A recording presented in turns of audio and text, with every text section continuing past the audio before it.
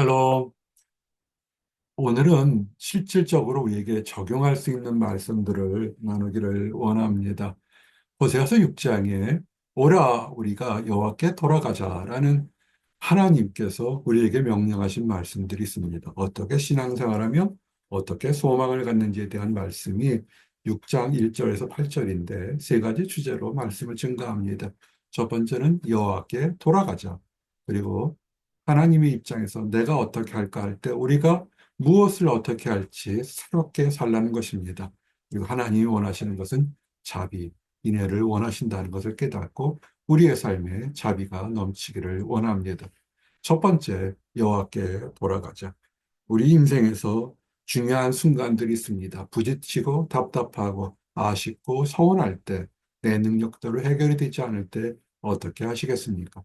그럴 때 여호와께 돌아가시기 바랍니다. 성도들에게 이렇게 문안 인사나 하게 되면 한 성도가 오랫동안 너무 힘들고 올해도 어려웠습니다. 라는 그런 답을 보내온 사람이 있습니다. 그래서 답을 보냈습니다. 힘들고 어려울수록 하나님께서 떨어지지 말고 하나님께 돌아가십시오. 라고 했습니다. 오라, 우리가 여호와께 돌아가자.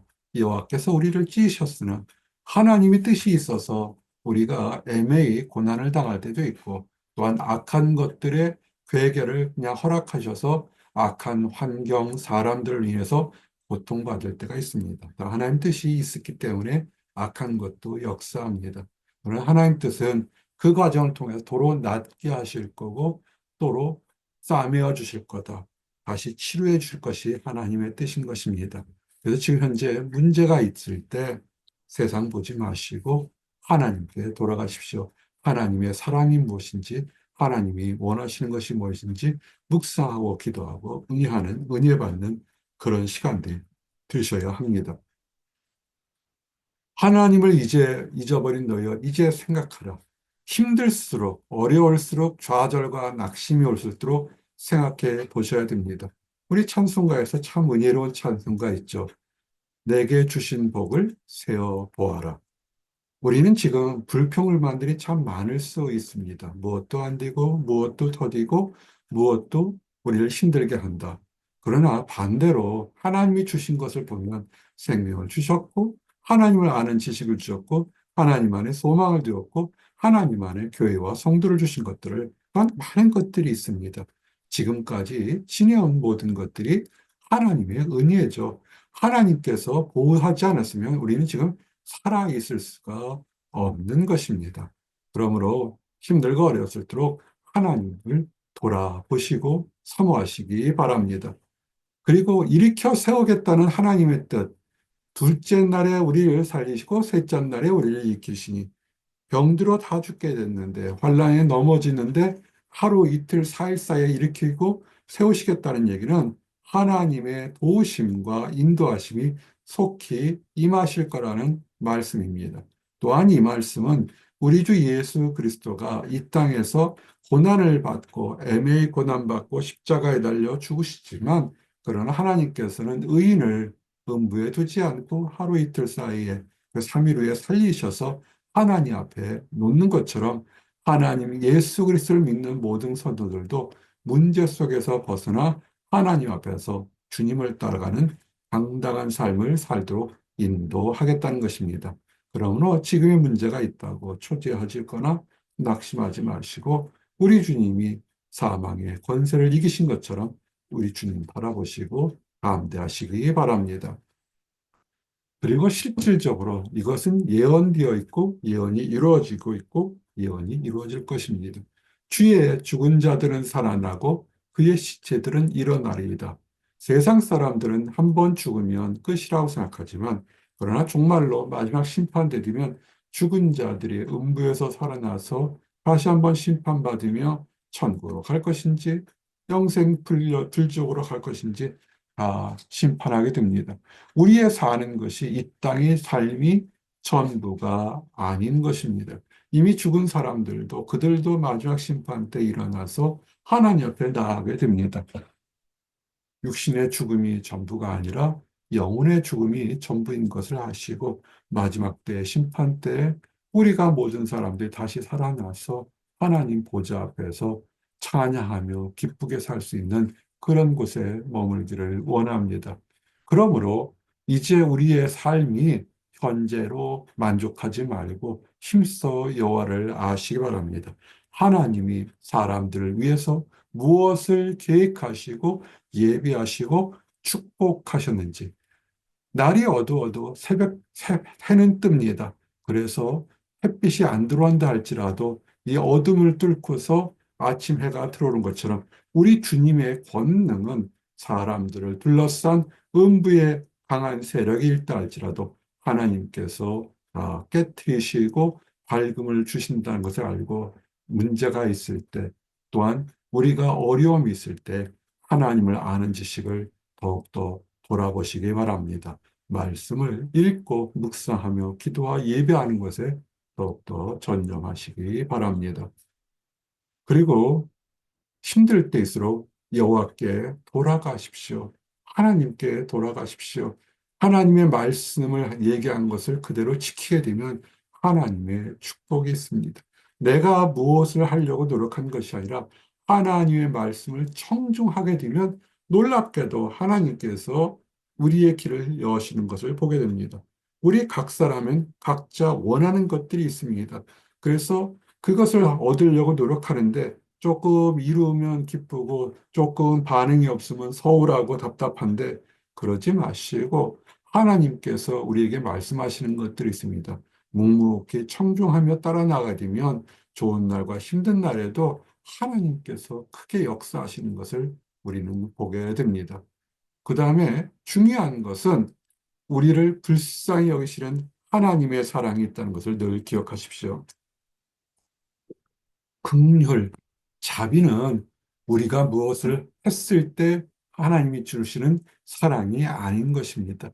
우리가 무엇을 하지 않아도 전적으로 하나님의 사랑이 커서 값없이 공짜로 베풀어 주신 하나님의 긍휼하심이 있어서 우리를 죄 속에 있을 때 죄에서 구원하시고, 억울한 곳에 있을 때 하나님이 실현하시고 갚아주시고, 우리가 포로되어 있을 때 자유함으로 이끈다는 사실을 아시고 긍휼의 하나님을 늘 기억하시기 바랍니다. 그러면 이제 어떻게 할까요? 이렇게 긍휼의 하나님과 여호와께 전념하고 여호와를 아는 지식에 전념하라 얘기를 했는데도, 그런데 하나님 보시기엔 사람들이 참 안타깝습니다.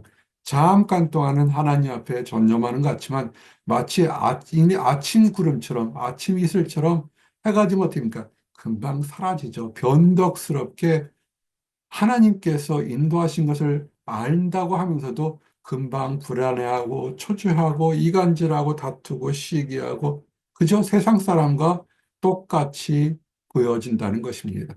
하나님께 받은 사랑이 그저 아침 햇살 뜨면 사라지는 이슬처럼 사라지는 그 모습이 얼마나 안타까워 하시는지 하나님은 말씀하십니다.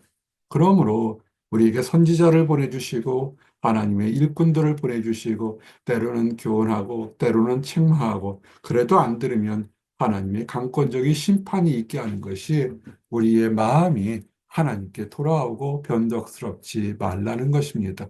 하나님은 심판하십니다. 기다리고 기다리지만 깨닫지 못하게 되면 그것이 잘못된다는 것을 알기 위해서 심판하죠. 근데 심판한다고 조금 잘못했다고 바로 심판하는 것이 아니라 하나님의 심판은 매우 매우 공의롭습니다. 공의와 정직으로 심판하죠. 세상의 법률이나 정치와 다릅니다. 세상의 법이나 정치는 권력자의 입맛에 따라서 왔다 갔다 하고 또 해당되는 사람이 다양합니다. 그러나 하나님은 그렇지 않습니다. 하나님께서는 이렇게 하는 것이 옳다 그러면 세상이 변하든 환경이 변하든 그대로 됩니다. 가장 축복이 뭡니까? 예수 그리스도를 믿는 자는 혈통으로나 육정으로 나지 않고 하나님의 나서 하나님의 자녀가 되는 특권을 준 놀라운 축복을 우리에게 주시지 않았습니까? 그래서 우리는 자랑할 것이 없죠. 하나님의 자녀가 되었다고 우리가 큰일 했다고 자랑할 것이 없죠. 겸손하게 하나님께 찬양할 것이고, 그러니까 이를 깨닫지 못하고 내가 무엇을 얻은 것처럼 큰 소리 치는 사람들은 하나님께서 심판해서 악인들을 심판해서 지금 아무리 기곤만장해도 한순간에 다 사라지고 없는 모습으로 보일 것입니다. 그래서 하나님은 원하는 건 뭐냐면 하나님께서 인애가 넘치시는 것처럼 긍휼이 넘치는 것처럼 우리의 삶도 긍휼이 넘치는 것. 그것이 여호와께 돌아가는 것입니다. 하나님은 여러분 나는 인애를 긍휼, 멀시를 원하고 제사를 원하지 않노라. 많은 사람들이 종교적인 열정이 있어서 종교적인 습관이 있어서 예배드리고 합니다. 그러나 정말로 성도를 사랑하거나 교회를 사랑하는 것이 아니라 내 필요에 의해서 내 만족을 위해서 예배를 드린다면 그것은 하나님이 원하시는 것이 아닙니다. 하나님의 뜻이 무엇인지를 먼저 알고 행하시는 것이 하나님은 예배보다 더 큽니다. 하나님을 알지도 않고 예배드리지 않는 것은 더 가장 최악의 경우겠죠. 하나님을 알고 하나님의 뜻대로 행하는 가장 중요한 것입니다. 예수님께서 바리새인들과 사람들에게 뭐랬습니까? 내가 이 땅에 온 것은 제사, 예배를 드리는 그런 모습이 아니라 힘들고 어려운 사람들에게 긍휼을 베풀고 사랑을 베풀라는 것입니다. 정죄하지 마시고 용서하시고 조급해하지 마시고 기다리시고 하나님 안에서 사람들은 수없이 변할 수 있으니까 지금 속썩이고 부족하고 설사 이단에 있다 할지라도 하나님의 역사하심이 있어서 가족 구원을 위해서 직장의 구원을 위해서 이웃의 구원과 복음을 위해서 사랑을 베푸시고 기다리시기 바랍니다. 예수님이 이 땅에 오신 것은 의인을 부르러 온 것이 아니라 죄인들을 부르러 왔음을 기억하시고 우리가 죄인들의 세계에 살게 있는 것은 하나님이 우리를 통해서 죄인들을 변화시키려고 하는 것입니다. 그러므로 우리는 자비로우셔야 됩니다. 제사를 원하지 않고 자비를 원하셨던 예수님처럼 이, 이 마지막 세대에 우리가 자비를 원하는 것이 무엇일까? 정죄하지 않는 것입니다.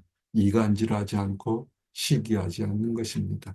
남이 잘 됐으면 하나님 안에서 칭찬하고 남이 힘들면 하나님 안에서 권면하고 중보기도 하고 내 피로만을 위해 기도하는 것이 아니라 하나님 나라의 의를 위해서 먼저 무엇을 할까 생각하고 하나님 나라를 확증해 보시기 바랍니다.